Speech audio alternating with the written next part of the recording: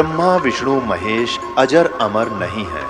इनका भी आविर्भाव अर्थात जन्म तथा तिरोभाव अर्थात मृत्यु होती है।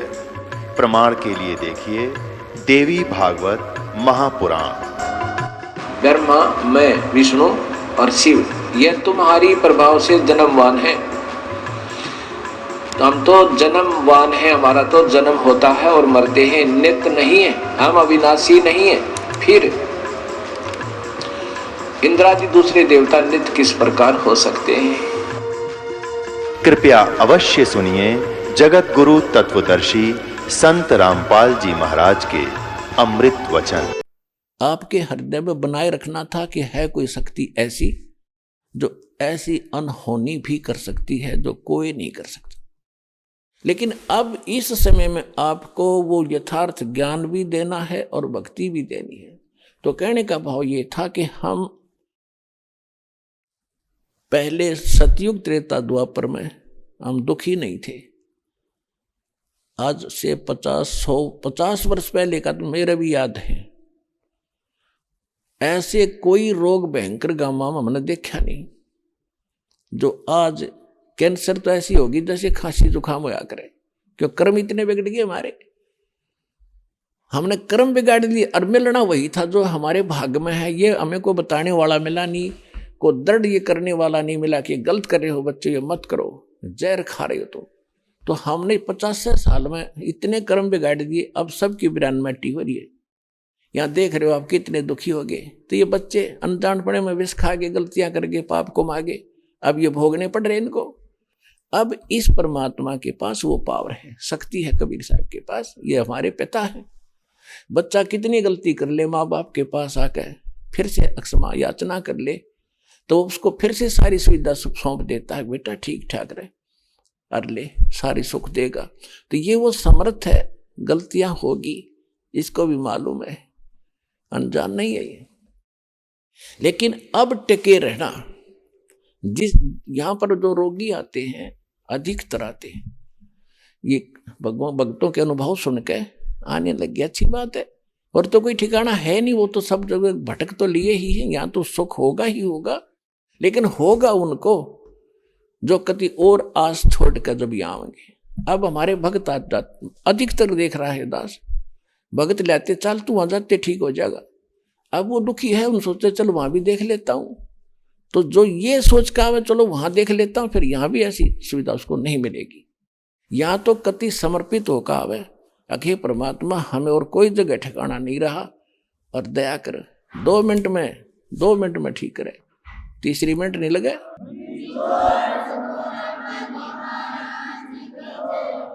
आधे से अधिक लोग ये आते हैं, देख लेते हैं ठीक हो गए तो ठीक है ना, अपनी वो पूजा है तो हम करते ही रहेंगे। फिर ऐसा बालक ना है यो भगवान, ये तो सब के सब सर्वज्ञ है, आपके अंतःकरण की भी जानता है।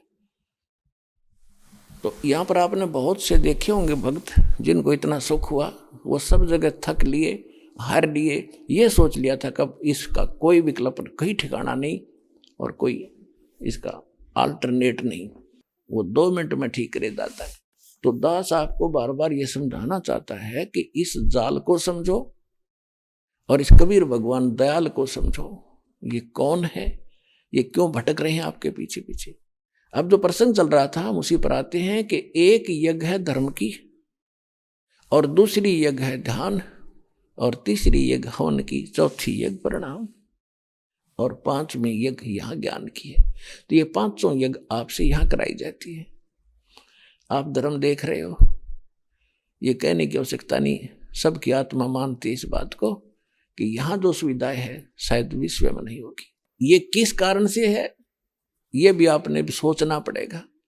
यहाँ आपके पिता का घर है, यूं पूरे विश्व के प्राणियों का पिता कबीर साहब है, और उस कबीर परमात्मा का घर है। उसको वो अपने बच्चों को इतना सुख देता ही देता है। और सतलोक में चले जाओगे तो बिराने घर में दूसरे के लोक में इतनी सुविधा कर रखी दाता ने। जब अपने घर जाओगे अपने लोक में, वहां जाने के बाद देखना आपको कितना सुख होगा। आप गलत लोक में फंस गए। अनसा देश सुदेश का यू पड़ा कुदेशा आए, जाका चारा मोतियां वो घोग्यों क्यों पति आए। ये परमात्मा सुनाया करते थे यहाँ के कि तू उस सुदेश से आया है, अच्छे लोग का आया हुआ, यहाँ कुदेश में गिर गया, ये बुरा लोक है, यहाँ सपने में सुख नहीं। कहीं आप जंगल में देखो जाके, शेर दाव लगाए बैठा है, हिरण मर्गों की लाइन आ रही है, झपट कर खा जाता है, शेष बच्चों को वो लिए भागे फिर रहे हैं, मेरा परिवार है, मेरा परिवार है। कोई भैंस गाय जा रही है, उनको पकड़ के झपट के मार लेता है। तो ये काल ऐसा है, इस लोक में आप ऐसे में रह रहे हो। पग पग परियो तग तक मारे, काल अचानक बाणा। पग पग पर तक तक का मारे, तुम्हें जब चाहेगा उसी को झपट लेगा, कहीं एक्सीडेंट करा देगा, कितना फ्लड ला देगा, कहीं भूकंप के कारण या रोग के कारण, हार्ट अटैक के कारण। इसने तो रोज 1 लाख जीव खाने हैं और आप इसके लोक में और सुख खोज रहे हो, क्योंकि आप अभी तक उस लोक से परिचित नहीं थे जो गीता अध्याय नंबर 18 के श्लोक नंबर 62 में कहा है, गीता अध्याय नंबर 15 के श्लोक नंबर 4 में कहा है कि अर्जुन तू सर्वभाव से उस परमेश्वर की शरण में जा। गीता ज्ञानदाता कहते उस परमेश्वर की कृपा से तो परम शांति को और शाश्वतम स्थानम, यानी उस अविनाशी स्थान सत्यलोक अमरलोक को प्राप्त होगा, जहां जाने के बाद साधक फिर लौटकर कभी संसार में नहीं आते। और परमात्मा से परिचित ज्ञान से आदरणीय गरीबदास साहिब जी ने कहा है कि सतगुरु मिले तो इच्छा मेटे, पद मिल पदे समान, चल हंसा उस लोक पठाऊं जो आदि अमर अस्थान। 4 मुक्ति जहां चंपी करती माया होरी दासी, दास गरीब अबे पद पर से वो मिले राम अविनाशी। शंखों लहर मेर की उपजे कैर नहीं जा कोई, दास गरीब अचल अविनाशी सुख का सागर सोई। अब यहां तो स्वर्ग चले गए तो वापस गरीबदास जी ने कहा है कि आगे गए ना बावड़े, ये रहते भी सब जाही, बिन साहिब की बंदगी कहीं ठोर ठिकाना नहीं। आज आप यहां पर हो, खूब व्यवस्था है, बढ़िया कोठी कार बेटे बेटी सब सेट हो रहे हो, कल मृत्यु होगी। पुण्य किए हैं स्वर्ग में जाओगे, यहां से हुई चलो चलो उठाओ फूको गाडो, स्वर्ग चले गए। स्वर्ग में अपने पुण्य जितने थे वह मलाई खाई, खत्म हुए पुण्य, चलो नरक में जा डालो। जब नरक का समय पूरा हुआ चलो गधा बनो, गधे का समय पूरा हुआ मृत्यु हुई, चलो कुत्ता बनो, कुत्ते की समय पूरा हुआ चलो फिर सुअर बनो, और फिर कभी मनुष्य बने तो फिर मनुष्य बनो, फिर मरे फिर चलो, या चलो चलो तो भाई सतलोक आश्रम बरवाड़ा तो मिटेगी। या जितने जल्दी आ जाओगे उतना जल्दी कल्याण होगा।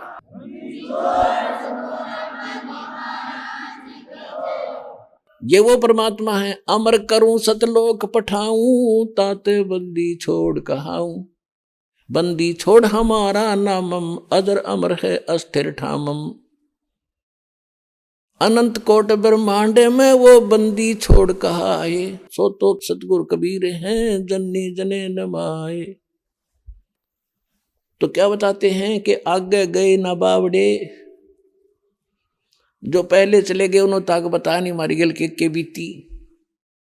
और रहते भी सब जा, और बिन साहिब की बंदगी कहीं ठोर ठिकाना ना। साहिब माने समर्थ परमात्मा, अन्य भगवानों की भक्ति से भी आपकी चलो चलो नहीं मिटेगी।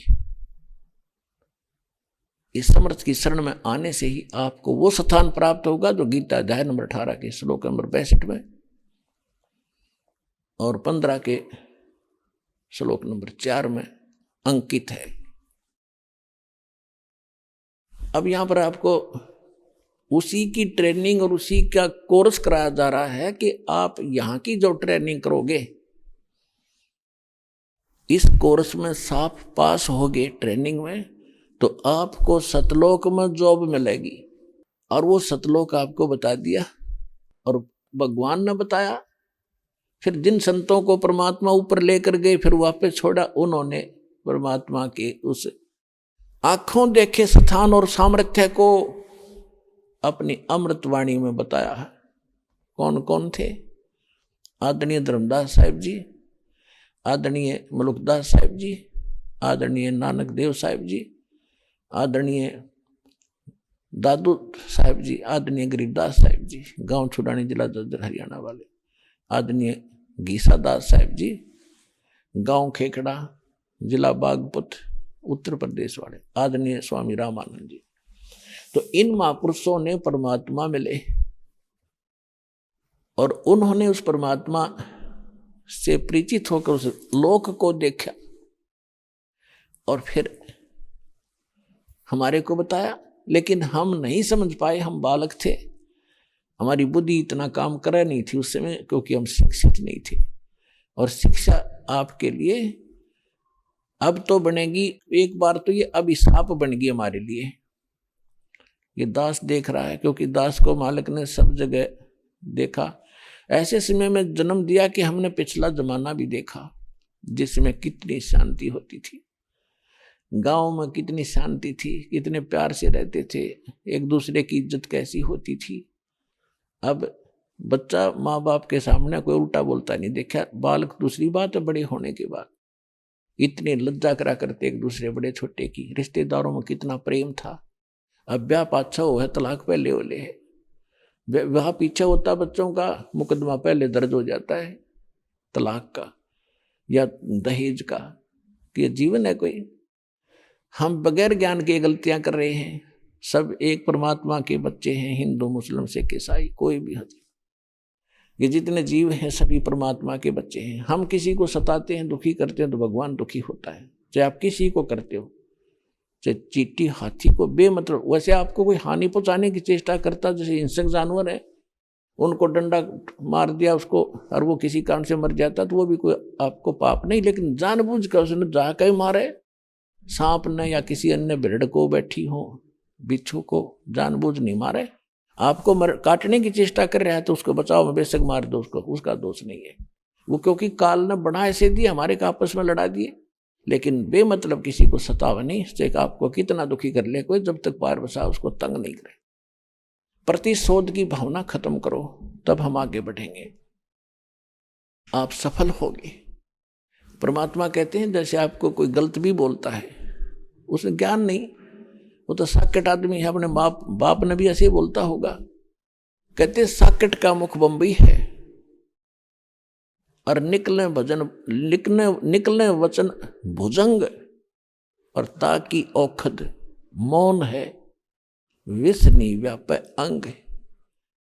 अब साकेट का मुंह वो तो बंबई है, बंबई में तो सांप पे निकले, सर्प बंबई है बिल से, और फिर वो तो सर्प निकलेंगे तो काटेंगे आपको, उसके वचन तो काटने वाले ही होंगे, आपको दुखी ही करेंगे।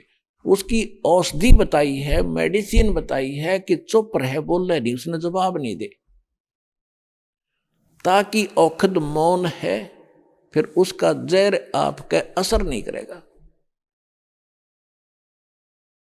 कहते हैं कबीर साहब कहते हैं कि साकट और सवान को उल्ट जवाब नहीं दे।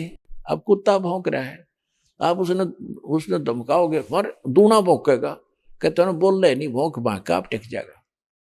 तो ऐसे साकट को वो आपने कुछ कह रहा है, आपको उत्तर देने लगोगे तो दूना बकवाद करेगा, आप चुप हो जाओगे, 10-5 मिनट भौंक कर कुत्ते की तरह आप सेट हो जाएगा। तो फार्मूले बताए हैं परमात्मा ने, आप इसको अप्लाई करना। कबीर जो तो को काटा बोए ताको बो तू फूल, तो है फूल के फूल है वा को है त्रिशूल। अब तो आपको कोई हानि करता है तो आप उसका प्रतिशोध लेने के लिए हानि ही मत करना, उससे बचे रहना, लेकिन उसको हानि मत देना। और फिर भी भगवान के बच्चे समझकर जहां भी आपके सत्र का कोई काम उसके प्रति आवे तो उसको लाभ ही देना। तो फिर देखना भगवान कैसे करेगा, कि आपको तो भले का फल भला होगा और उसके बुरे का फल उसको 3 गुना ज्यादा मिलेगा। इतना हमारे अंदर धैर्य नहीं रहा, क्योंकि हमें ज्ञान नहीं। हम तो सोचो बस ये नाश हो इसका, जो इतने बुरे कर रहा है। ऐसे व्यक्ति का भी नाश ना होगा जो बुरे करे, तो और किसका होगा? लेकिन परमात्मा का विधान है कि जब तक उसके पूर्व जन्म के पुण्य चल रहे हैं, वो कितने खोटे खोदो, कितने जुल्म करो, वो उसकी माल गाड़ी भरने लग रही है पापों की, और पुण्य नाश होने लग रहे हैं। जब वो पुण्यों वाली बोरी खत्म होगी, थैला उसका, वो इन्वर्टर चार्ज पहले का था वो खत्म होगा, फिर एकदम सुविधा बंद होगी और उसकी वो दुर्गति शुरू होगी। दुनिया देखा करे। यदि ऐसा नहीं है तो भगवान ही नहीं है। भगवान है तभी तो हम उसके पीछे लगे हैं, और भगवान है तो उसके प्रत्येक वचन का पालन करके इस भक्ति रूपी सफर पर आप बढ़ोगे तो निर्बाध आगे चले जाओगे, चलते रहोगे। नहीं तो आप उलटम लट्ठा होकर वहीं फिर खड़े रहेंगे हम।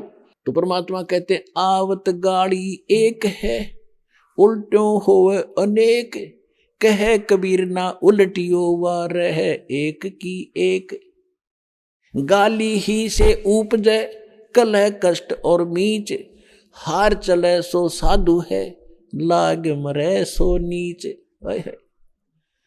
कहते हैं एक बार आपको कोई गाली देता है, आप शांत रहना, देन दे, मायूस सा होकर खड़ा हो जाए, उसके साथ बहस नहीं करे, भगवान पर ध्यान लावे, सुमन करने लग जाए अपना। आवत गाली एक है, और आपने उसको दूसरी उल्टी गाली दे दी तो 10 और देगा, क्योंकि वो तो संगर का आ रहा है, काल ने भेज रखा है, तैयारी करके भेज रखा है, तो उसका नाश कराने के लिए। भगत से टकरावे कोई आदमी, उसका तो नाश निकट है, पर रात से टकराया था उसका बाप, और भी बहुत से कारण ऐसे हैं, तो उनका तो नाश होया करे। जो भक्ता गेल टकरावर, तो आपने तो पता ही है इसके उल्टे लाग लिए, जो बेमतलब खस्सा हमारे से आकर के, कोई बात नहीं, कोई चीत नहीं, वैसे गाली दे आपको आकर। तो कहते हैं आवत गाली एक है, और उल्टोगे तो हो जाएंगे अनेक, और कह कबीर ना उल्टियो, गाली मत दियो उससे, वह रह जाए एक की एक, वही टिक जाएगा फिर वो। फिर कहते गाली ही से उपजे कलह कष्ट और मीच, मीच माने मृत्यु तक हो जाते हैं। इस गाली से ही थपड़म थपड़ा मुक्का मुक्का गालम गाला, पहले उसने गाली दी, फिर उसने दी, फिर उसने दी, फिर वो आ रहा है सिंगर का लठ मारेगा, फिर आप मारोगे, आप भी मर सकते हो, वो भी मर सकता है। तो गाली ही से उपजे और कलह कष्ट और मीच मौत तक हो जाती है। और कहते हार चले सो साधु है, हार के चल पड़े वो तो संत है, और लाग मरे सो नीच, उससे गेल गुट्टुम गुट्टा हो मरे या मार दे, वो तो नीच है। तो पुण्यात्मा हमने कुछ सीखना पड़ेगा मालिक के इन वचनों से, और हम सफल होंगे, तभी सफल होंगे। आप देख रहे हो हम इस दास के साथ 1994 से लेकर आज तक 19 वर्ष हो गए जब से ये मार्ग शुरू किया है। 2-3 वर्ष तो कम लोगों को पता लगा, फिर तो मस्तारना शुरू कर दिया। इन नकली संतों ने अपने शिष्यों को भुका भकूक ऐसा जुल्म करा, लेकिन हम शांत रहे, मालिक के वचनों पर डटे रहे और अपना उद्देश्य नहीं छोड़ा। आज हम सफल हुए, वो सारे फेल हो गए, और एक दिन ऐसा ही आपके साथ होगा।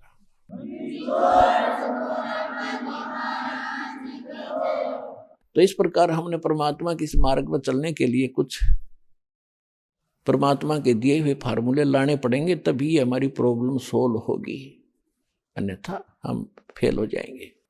अपने आत्मा एक यज्ञ है धर्म की। आप यहां देख रहे हो कितना भंडारा चल रहा है। पहले हम पुराने समय में देखा करते थे,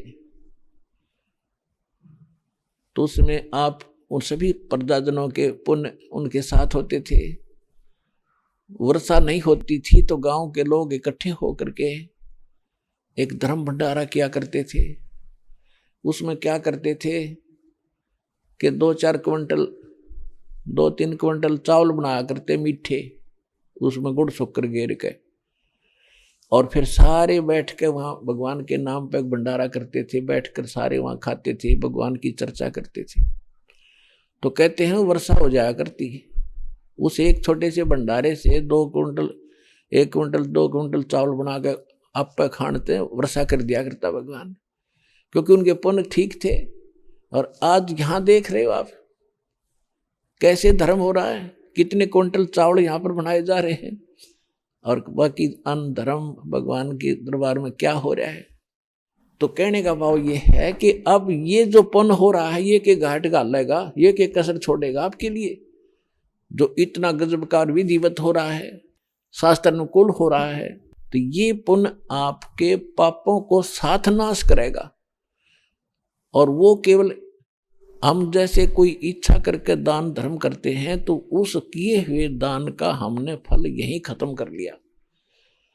कहते बिन इच्छा जो देत है सोए दान कहावे, फल बाँचे नीतास का फिर अमरापुर जावे। जैसे आप शुरू में पुण्यात्माओं आप यहाँ आते हो, जो दुखी होते हैं वो भक्त सच्चे दिल से जो हमसे जुड़ते हैं, तो उनको परमात्मा आशीर्वाद से लाभ देता है, स्टार्ट करता है उनका, कि ताकि इनकी दृढ़ आस्था बने मेरे में और काल तक बच के ये मेरे शरण में रहें, ताकि इनको सुख दूं। तो यहाँ आने वाले का अपना कोई पुण्य नहीं होता। पुण्य होता तो दुखी ना होता। जब उसकी बैटरी चार्ज होती तो एक आधा पंखा चल रहा होता या बल्ब जल रहा होता, सारे फेल हो लिए, तब तो यहाँ आए हो। सब जगह घूम फिर लिए, वहां भी कोई राहत नहीं मिली, तब यहाँ आए हो। तो यहाँ परमात्मा अपने कृपा से आपको अपने कोटे से लाभ देता, उनको जो सच्चे दिल से आए हैं। और जो न्यू आए हैं, देख लूंगा यू मुझे ले आया फलाना, उनको यहाँ कोई लाभ नहीं होगा। तो उनको लाभ अपने कोटे से देता है भगवान, फिर वो ठीक होते हैं, फिर उनकी आस्था बढ़ती है, फिर उनसे मंत्र कराए जाते हैं, भाई जाप करो, प्रणाम करो, सत्संग सुनो। तो ये साथ की साथ चार्जिंग शुरू होगी आपकी, और सब प्रकार के चार्जर लगा दिए जाते हैं। सारे ट्रीटमेंट, जैसे ज़्यादा रोगी होता है डॉक्टर ग्लूकोज भी ला दे, ग्लूकोज में ताकत के इंजेक्शन भी ला दे, और वैसे रोग काटने के भी इंजेक्शन लगाता, तभी तो बचा पाता उसको। तो यहाँ आकर आपका ट्रीटमेंट शुरू होता है, सारे ही ट्रीटमेंट, सारे टैबलेट लगाए जाते हैं ताकि आपकी आत्मा तुरंत स्वस्थ हो जाए। एक यज्ञ है धर्म की, यहाँ आप देखते हो भूखे प्यासे दुखी व्यक्ति आते हैं, और जहां पहले हम भी जाते थे, 10 सालासर जाया करता था। राजस्थान के अंदर एक चूरू जिला है, उसके में एक सालासर गांव है, वहाँ हनुमान जी का एक मंदिर बना हुआ है, वहाँ प्रति वर्ष जाया करता था। वहाँ टूक बेला नहीं, टाइम पर को पूछड़िया नहीं कि बैठ जा, कितना पढ़ो कितना मरो, होटल में रोटी मिलो ना मिलो, धक्के खा जाओ। और दुखी बहुत जाया करते वहाँ भी, कोई भूत प्रेत की बाधा वाला, कोई वैसे रोगी है, बाबा जी सुखी करियो। वो बाबा जी है वहाँ, तो एक बूढ़ी सी मूर्ति रखी थी वहाँ पर, उसने बाबा जी समझा करते। तो इस प्रकार यहाँ ऐसे दुखी आते हैं। तो ये इतनी सुविधा मिलने से आदि आत्मा तो वैसे शांत हो जाती है, और फिर सुख तो होना ही होना भगवान के दरबार में। आगे हो, ये कोई बात है? गर्मी से जलता हुआ व्यक्ति एसी रूम में आ जावे तो स्वाभाविक है, वहां तो ठंड होगी ही होगी। और वहां भी ठंड नहीं है तो उसका एसी को नहीं चलता, एसी लगा जरूर रखा है पर पावर नहीं है। जैसे नकली संत पंथ आश्रम बनाए बैठे हैं, वो एसी तो ला रहे हैं पर उनके पास उस बिजली का कनेक्शन नहीं है जिस तो एसी ठंडा करता हो। आश्रम तो बना रखे हैं, संत भी बन रहे हैं, सत्संग भी करते हैं, लेकिन उनके पास उस मालिक का कनेक्शन नहीं जो ऊपर से आता है, और वो लाभ देगा। एसी चलेगा तभी तो लाभ होगा, लगाने से थोड़ा ही लाभ देगा वो। तो यहाँ परमात्मा का सतलोक से आया हुआ वो शांत और सुख देने वाला एसी चालू है बार दिन रात। कभी आओ कभी सुख मिलेगा।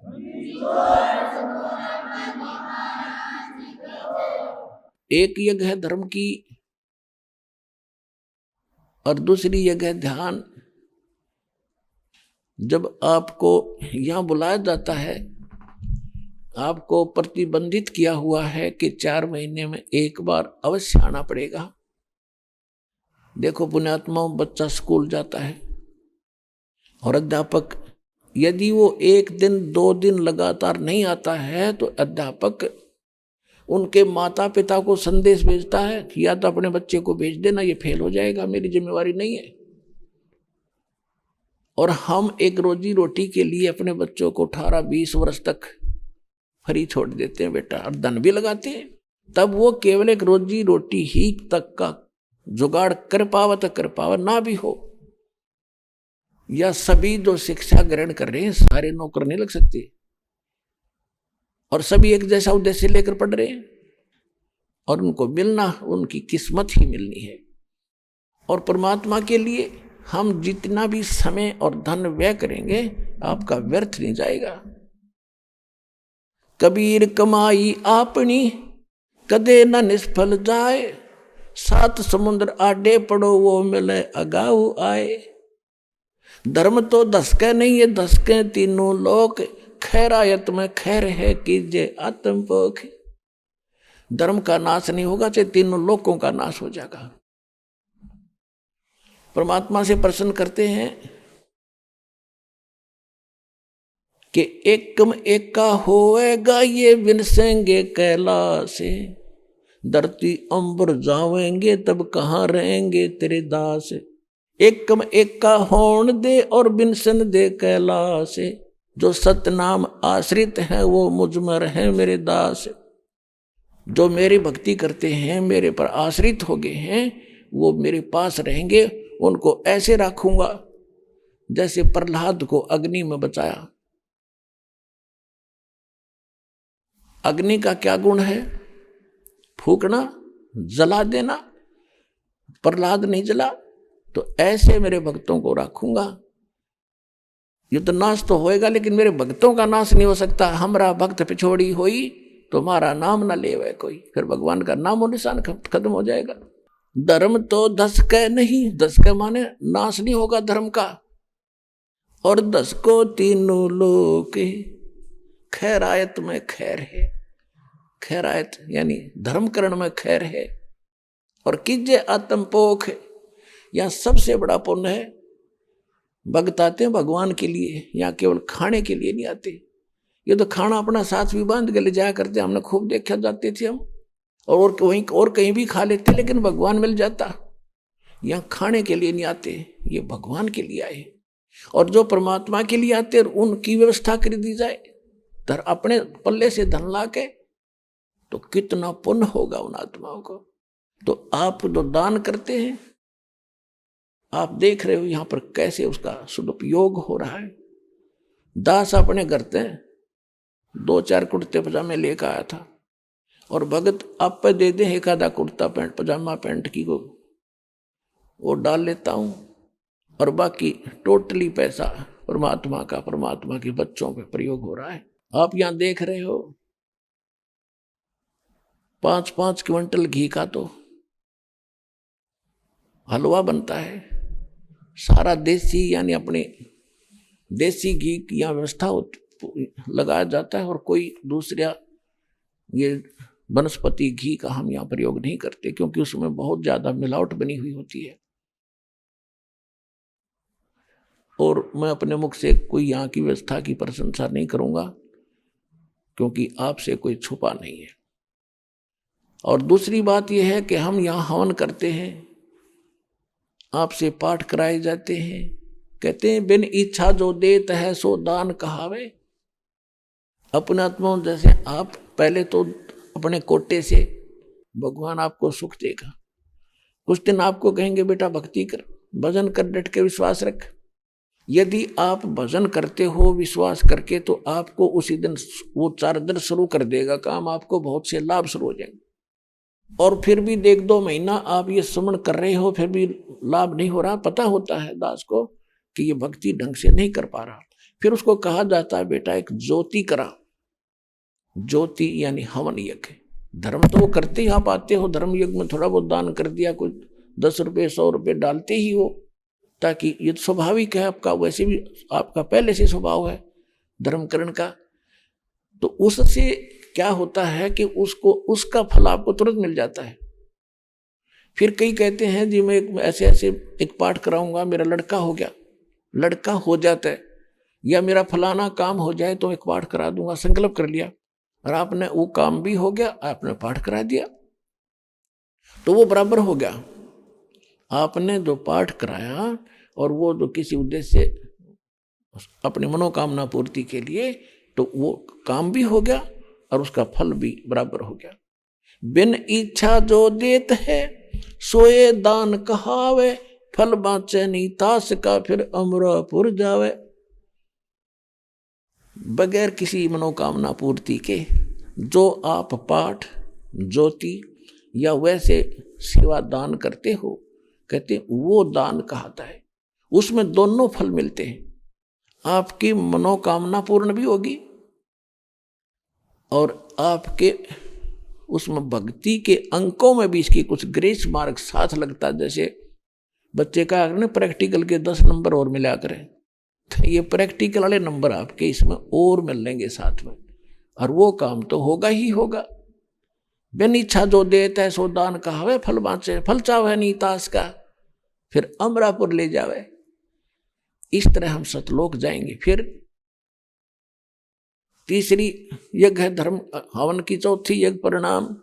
आप यहाँ प्रणाम करते हो, प्रणाम का अर्थ यूं नहीं है कि देखा देखी कर लिया फिर उठ लिए और फिर मन में वही बकवाद नहीं। इस मन को और इस परमात्मा के ज्ञान से इसको नम्र करना है, इसका अहंकार तोड़ना है, इससे अभिमान टूटता है। दास को पता है एक छोटी सी पोस्ट थी जेई की और पता नहीं क्या समझा करता अपने आप ने। और जो पहली बार गुरुजी के दरबार में गया, दूसरे प्रणाम करे थे, मैंने देखूं था कोई दिक्कत नहीं है, वो जान पहचान वाला, और फिर प्रणाम करी। इतना अभिमान था, बेइज्जती होगी। और आज फिर जब ज्ञान हुआ, क्योंकि जब तक हम खाली हो लिए थे, भक्ति थी नहीं, और भक्तिहीन प्राणी इतनी अकड़ किया करता, भक्ति युक्त प्राणी कभी अकड़ नहीं करता, उसमें स्वाभाविक ऐसा गुण होता है। और फिर ऐसा भाव बिना प्रणाम ना करे, इतना दिल नहीं डटे, चाहे रेत में लौटना पड़े, चाहे गारा में गुरुजी दिखे और समर्पित और नज्जल करा, क्योंकि हमारी भक्ति बढ़ गई। जैसे आप देखते हो सरसों बोते हैं, सरसों बोते हैं, उसका फली आती है प्रारंभ में, तो उसमें कोई दाने नहीं होते, यानी वो कीमती वस्तु नहीं उसके अंदर, इसलिए वो यूं खड़ी है उसकी सारी फली। और जो जो वो दाने बढ़ते जाएंगे, परिपक्व होते जाएंगे, इतने झुक जाएगी न्यू और धरती पर टेकने न छूने को हो जाएगी, क्योंकि अब उसमें कीमती वस्तु विद्यमान है, उसमें वो धन आ गया। तो इसी प्रकार जिस व्यक्ति में भक्ति बढ़ती चली जाएगी, वो सरसों की तरह उसमें भक्ति धन इतना जोर देगा कि वो धरती में टिका के रखेगा, टेकन न हो जाएगा। यानी प्रणाम तो करूँ और चाहे रेत में लौट जाऊं दाता के लिए, इस माटी का के बनेगा, या कल फूक दी जाएगी, इसको ऊपर गधे लौटेंगे, कुत्ते लोट मारा करेंगे। क्या खा के इस मिट्टी का अभिमान करते हो हम? इतना बेहुदा, ये मन इतना बेहुदा हो गया। अब इस ज्ञान से इसमें नम्रता आवेगी, और नम्रता आवेगी तो भगवान निकट रहेगा आपके। अभिमान परमात्मा को कति पसंद नहीं, और हम उसको ज्यादा लिए फिर रहे थे, तो ये विष निकाला जाएगा अभिमान वाला इस परिणाम से। कहते जय गोपाल दंडवत करो, पैरों पड़ प्रणाम, पर दुआ करो दिल पाक से, वो असली सलाम।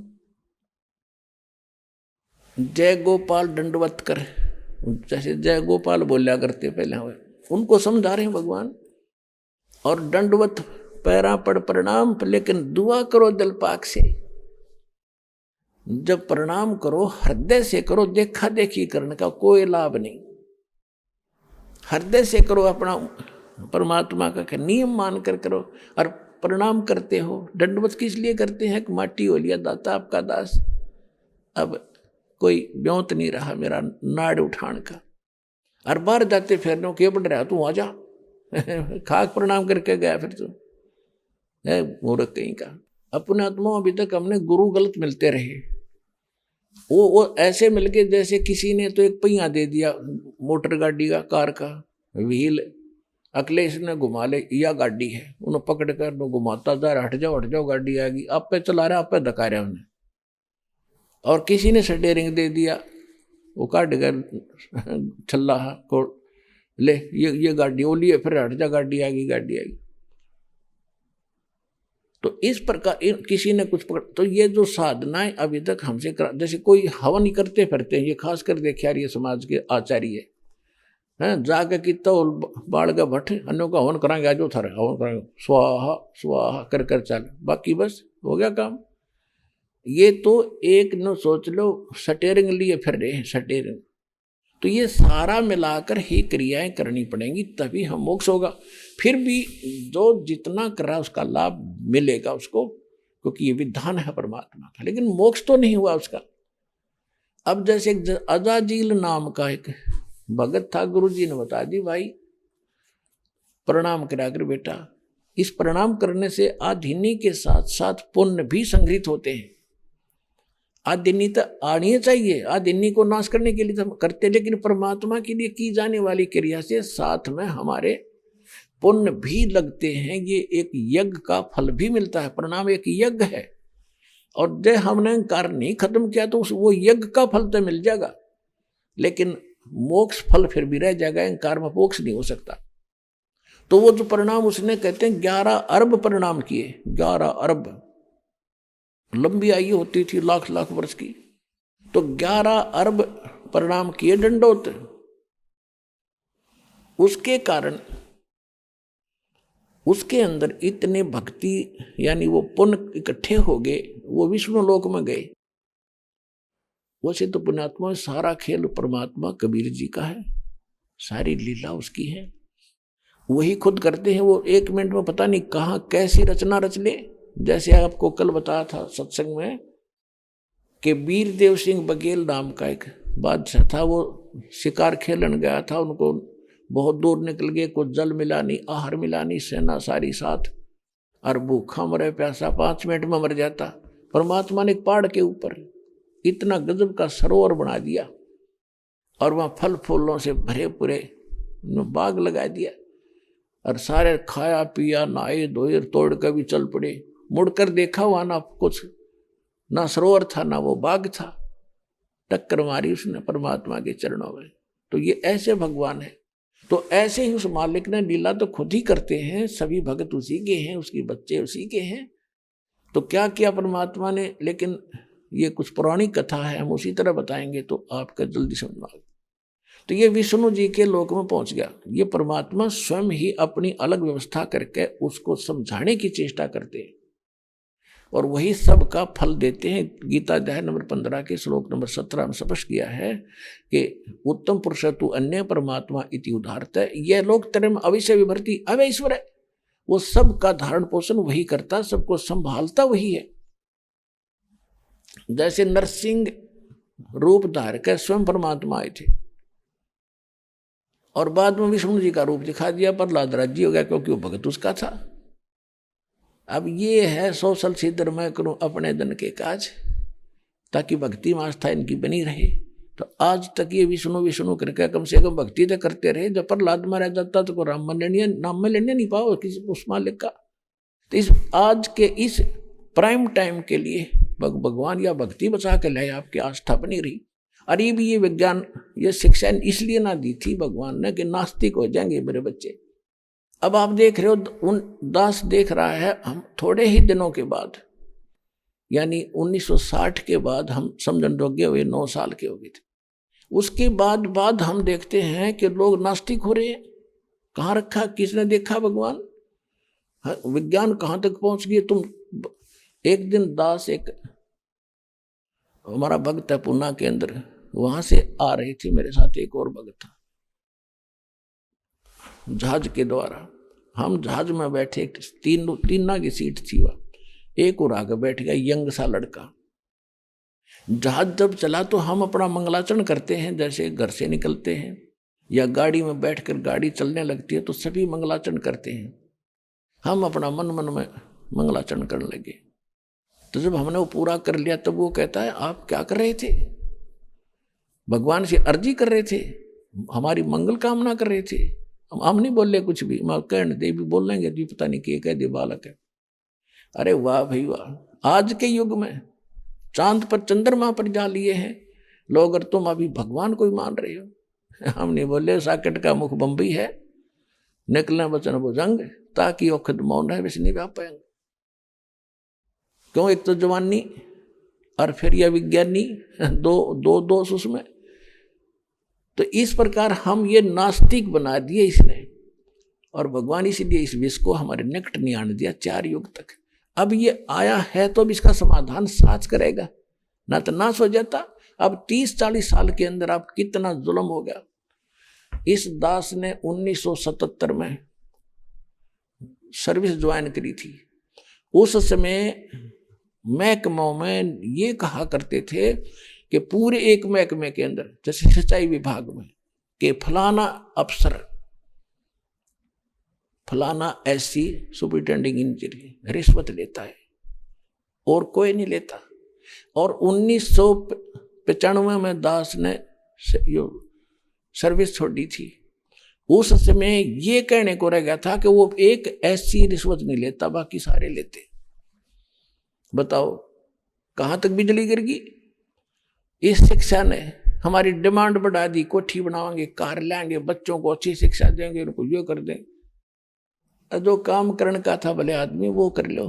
अब इसमें ये सुविधा क्यों दी, अकाल क्यों नहीं गिर रहे, कैसे नीचे से पानी निकालने की सुविधा भगवान ने दी कि ऐसी आत्माएं हो तुम, आपके लिए परमात्मा ने सुविधा करनी इसलिए पड़ी कि ये भक्ति कर लेंगे।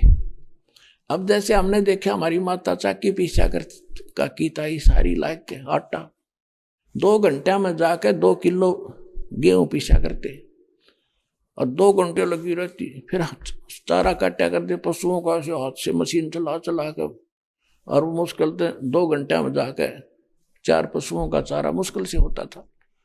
और अब मालिक ने ऐसी टेक्निक दी, मालिक ने दिया है दिमाग, ये माइंड, और बटन दबा दे, घर घर में चाकी छोटी छोटी बना दी, पीसो। अब हम उस समय को जो व्यर्थ हमारा जाता था, परमात्मा ने चलाई तो यूं थी कि चाकी चला दो और माड़ा हाथ में ले लो, भक्ति कर लो।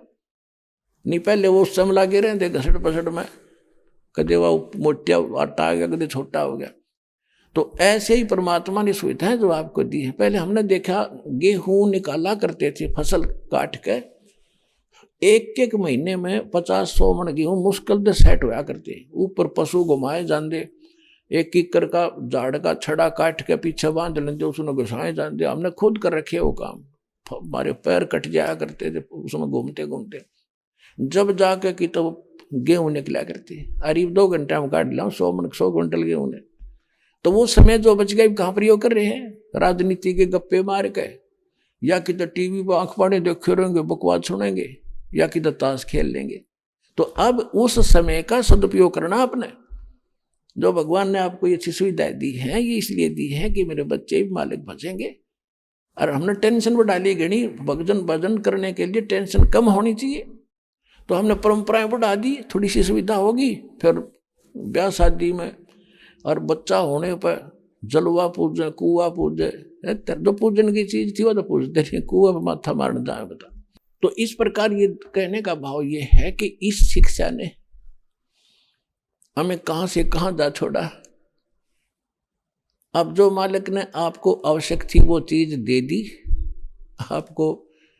आपको जरूरत थी इलेक्ट्रॉनिक मीडिया की, घर बैठे आप अपना भगवान का सत्संग सुन सकते हैं। आपको आवश्यकता थी मोबाइल फोन की, चिप डालो, इसमें मेमोरी कार्ड डालो और मालिक की आरती शुरू करो, मंत्र कर लो, कभी प्रवचन सत्संग सुन लो। यानी सारा दिन इस माइंड को ब्योजी रखे ना, ये तो भूत है यू मन। एक बाबा जी था, उसने अपने चेले को एक विद्या सिखा दी और उसने कहा बेटा मेरी अब्सेंस में इस विद्या को प्रयोग मत करना। वो कहने लगा ठीक है गुरुजी। एक दिन गुरुजी कहीं चले गए, उसने सोचा गुरुजी ने जो विद्या बताई है उसने देखते लूं वह कारगर भी है कि नहीं। उसने बाद में वह प्रयोग कर ली, तो उसके सामने एक जंद प्रकट हो गया, भूत जंद। और वो कहने लगा बोलो जी आदेश दो मुझको।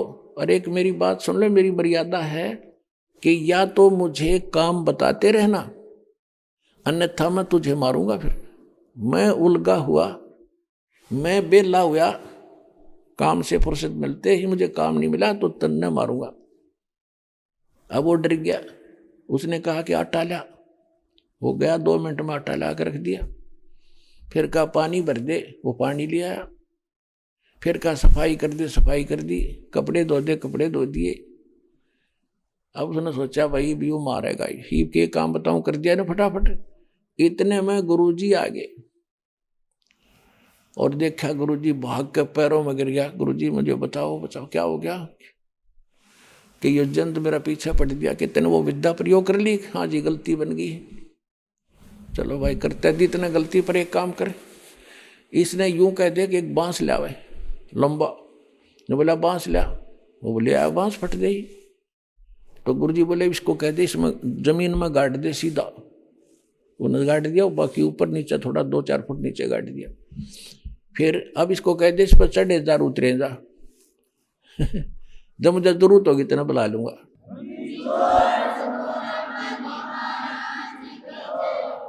तो ये बन जो है, ये जंद है, भूत है, इसने इस राम नाम के बांस पे युदास ने गाड़ दिया।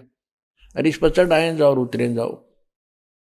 इसको ऊपर लाए रखना इस मन को, ना तो ये भूत है तुमने और कितना जाने कित ले जाएगा उठा के, ना वहां के को बंद करवा दे, आपको दुखी रखता। काम हो तो इसने बुला ले, यानी अपने काम धंधा कर ले, फिर राम नाम पे, इस राम नाम के बांस पे इसने चढ़ाए रखे, तब यो जीण देगा तुम्हें और काम भी खूब करेगा, ऐसी बात नहीं। तो इस प्रकार हमने ये जो करना था इस विद्या से, अपरमात्मा को ने आपको वो चीज देनी थी वो दे दी। अब ये वैज्ञानिक कितना घूमते रही हो, चांद दिन न छाण मारा, मंगल ग्रह पर न धक्के खा लिए। ये तो खाली खोखे पड़े, कख नहीं, कितने दर धक्के खा लिए। और वहां चले भी, वहां मान ले जाने में इनको कम से कम 10 वर्ष लगते हैं, और वहां कुछ पा भी गया तो वहां कौन गड्ढेगा? के करेंगे उधर जाके, उन्हें रहने देंगे कोई वहां वाले? ये तो स्वर्ग के अंदर है, जो यहाँ से काफी दूर है, इनकी मशीनरी वहां नहीं जा सकती। और वहां देवताओं की टेक्निक इनसे बहुत तगड़ी है, इनको रास्ते में खत्म कर देंगे। तो वहां जाने का तरीका ये है। और हमने इनके स्वर्ग में जाना ही नहीं है, तो सारे खोखे एक दिन सब नष्ट होंगे, वहां जाकर भी वापस आना पड़ेगा। तो हमने वो स्थान खोज लिया है जहां भगवान बताया करते थे, तो वहां चलो सारे, तुम सभी वहीं थे। एक भगत कह रहा था जी सारे वहां चले गए, नाम लेने से पहले इसकी पत्नी नाम ले लिया। और वो नौका जी सारे सतलोक चले जाएंगे तो यहाँ कौन रहेगा? थोथा मुंह करके मैं बोला चांद पर रह ले, वो भी खाली पड़ा। मंगल ग्रह सारे खाली पड़े, एक खोखा यो भी घूमता रहेगा, पत्थर खाली, तुमने शर्म मारना इसका, अरे कोई सुख है? और कल ये एक दिन इस पर पूरे पर प्रलय होगी, कोई नहीं रहेगा, तब कौन रहेगा यहाँ पर? न बोला किसने देखी है? बता, ये भी न कौन समझाओ किसने देखी है? तो ये बातें सारी सत्संग से सेट होंगी, किसने देखी है, इसमें कितनी सच्चाई है। जब भगवान ने बताई और संतों ने देखा और फिर बताया, तो यह सारी सच्ची है, इसको मानने पार पड़ेगी, हमने मानना ही पड़ेगा। तो कहने का भाव यह है कि हम नास्तिकता की ओर चल पड़े, इस विज्ञान के अज्ञान से और अपरमात्मा के ज्ञान से। अच्छा, परमात्मा ने आपको जो चीज आवश्यक थी वो दे दी, बाकी कुछ भी करते रहो, जो इसमें अवगुण हैं वो खत्म हो जाएंगे। जैसे अब तो इन मोबाइलों में जवान बच्चे बकवास भरे फिरते हैं, इसमें खूब बिगाड़ हो गया। अब जिन बच्चों को हमने खूब देखा था, जब शादी योग्य जब तक नहीं होया करते बेटा बेटी, तो कोई विकार या बकवाद उनको देखने सुनने को भी नहीं मिलती थी। अब बच्चा समझने जोगा होते ही, और ये यूट्यूब और ये मोबाइल फोन जब चलाना सीख ले, चाहे उसने कख ना आता हो अपने पढ़ाई का, इसने जरूर सीख ले, और जब वह ढूंढ लेगा कोई बकवाद भरी है। तो बिगाड़ कालना तो कति नाश करने के लिए कोशिश की थी, लेकिन दयाल ने अब इसका सदुपयोग बताया है। अब इसका सदुपयोग करेंगे हम। छोटे छोटे बच्चे आरती लाया करेंगे, कान में लीड ला दे, मामा मम्मी मंत्र करूंगा, अब वो आड़े मंत्र करें और वो सुने बकवास दूसरे आड़े, तो वो सारे ही आएंगे फिर भगवान के दरबार में। इस ज्ञान को समझेंगे तो उनका भी उद्धार होगा। बुराई आप पर जी नहीं करा फिर करने दें, ये देखने भी दिल नहीं करेगा आपको, ये बकवास दें टीवी फिल्म इनके अंदर ये सब खत्म हो जाएंगे। तो इस ज्ञान से अब विज्ञान ने तो हमारे को ये बकवास दी और तत्व ज्ञान इन सब का नाश करके हमें भगवान देगा, इससे हमें ज्ञान मिलेगा। अब पुण्यात्माओं, हमने परमात्मा की हर एक बात को स्वीकार करना होगा, तब हम आगे बढ़ेंगे। कहते हैं परमात्मा से क्या मांगना है, साईं इतना दीजियो जामे कुटुंब समावे, हम भी भूखे ना रहे अतिथि ना भूख जावे। ये दाता इतना अपने दास को देते रहना, हम भी भूखे ना रहे, और कोई हमारे द्वार पे अतिथि आ जावे तो वो भी परमात्मा भूखा ना रहे। और पुण्यात्मा, इससे अधिक यदि हम मांगते हैं तो फिर हम भगत नहीं रहे, हम तो जगत के भाव को देखकर मांग रहे हैं। अब पुण्यात्मा, आज की जो आवश्यकता है क्या भगवान से छुपी है। जैसे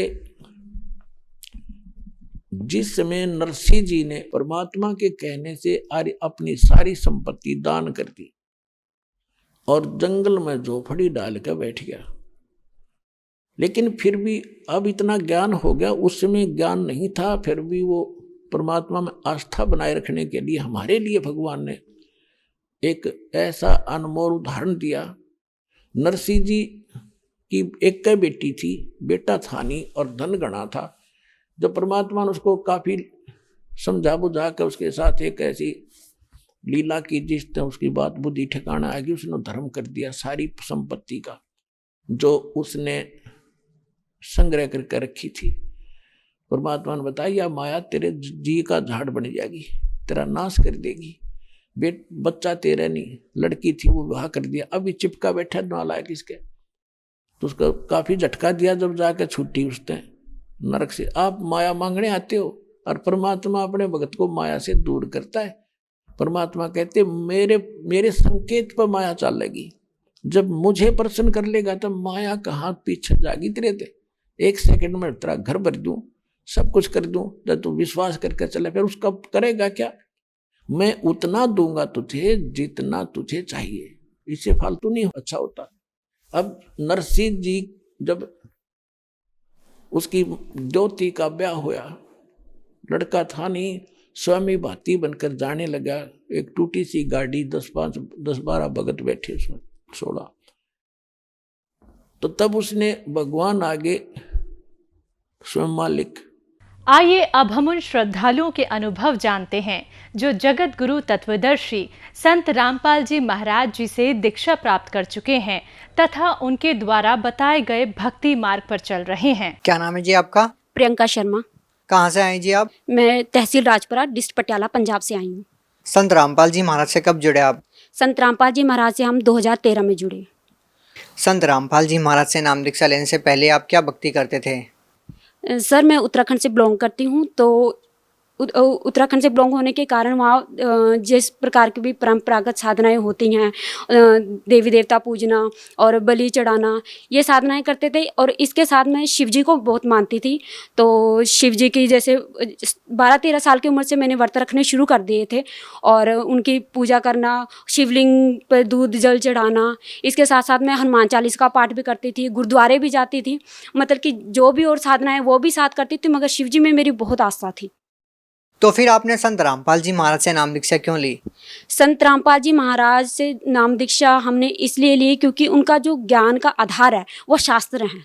वो सभी शास्त्रों से प्रमाणित ज्ञान बताते हैं कि वेद में ऐसा लिखा है, पुराण में ये लिखा है, जो आप साधना कर रहे हो वो कहीं है लिखा हुआ है, उनका कोई आधार है या नहीं। तो जो हमने ये ज्ञान देखा, ये समझा, इस कारण हमने संत रामपाल जी महाराज से नाम दीक्षा ली। क्या आपको लगता है कि जब हमने संत रामपाल जी महाराज के बहुत सारे श्रद्धालुओं से बात की बहुत सारे लोगों का कहना था कि कोई कैंसर जैसी भयानक बीमारी से पीड़ित था, कोई नशे बहुत ज्यादा करता था, किसी को आर्थिक परेशानियां थी। इस कारण से उन्होंने संत रामपाल जी महाराज से नाम दीक्षा ली। क्या आपको भी कोई परेशानी थी जिस कारण से आपने संत रामपाल जी महाराज से नाम दीक्षा ली? जी, हमें संत रामपाल जी महाराज से नाम दीक्षा लेने के बाद बहुत से लाभ हुए।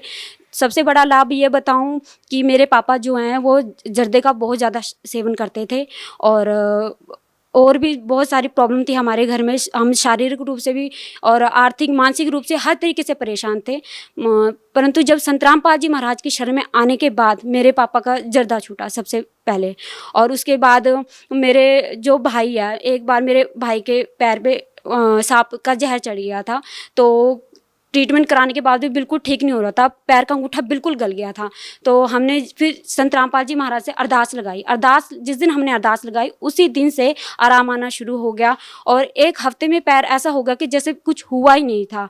और भी शारीरिक लाभ हुए। और मेरे पापा का एक बार ट्रेन से आते टाइम मतलब एक्सीडेंट हो गया था, पटरी के साइड में जो खंभा होता है उससे मेरे पापा का सिर लग गया और एक हाथ पापा का छूट गया। तो फिर भी परमात्मा ने बचाव किया। फिर अंदर गए, फिर जब हम ट्रेन से उतरे हमने देखा पापा का पूरा मुंह पे सारे शरीर कपड़े खून से लथपथ थे। तो हमने सुबह 4-5 बजे का टाइम था, तो कहीं डॉक्टर की दुकान भी नहीं खुली हुई थी। तो हमने परमात्मा से प्रार्थना की, घर लाए, पापा का फेस वगैरह धोया।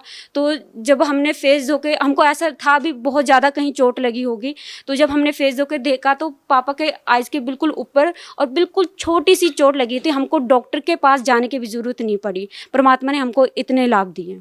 और लाभ ये हुए कि मेरे पापा के पेट में पत्थरी थी, तो परमात्मा से संत रामपाल जी महाराज से अरदास लगाने के बाद वो भी ठीक हुई। और नाम लेने के अगले मंथ हम दिल्ली मैरिज पे गए हुए थे।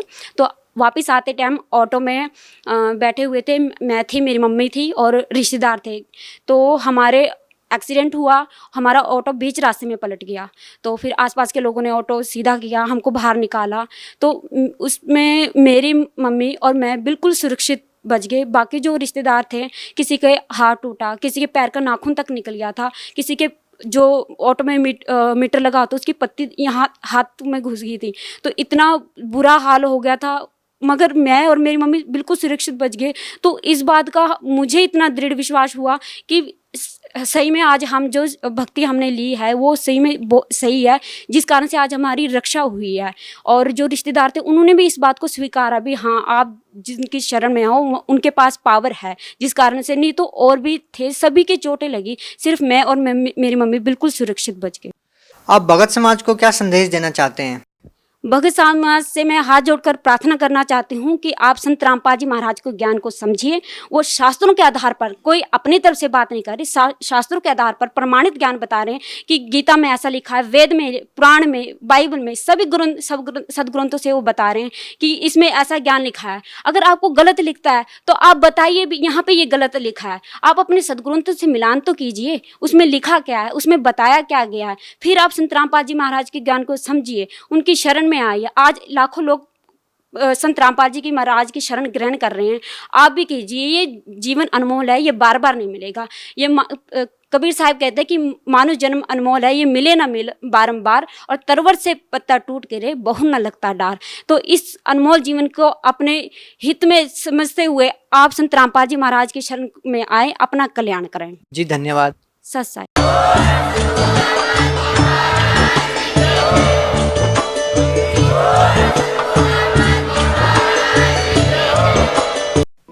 आप सुन रहे थे जगत गुरु तत्वदर्शी संत रामपाल जी महाराज के मंगल प्रवचन। अधिक जानकारी के लिए संपर्क करें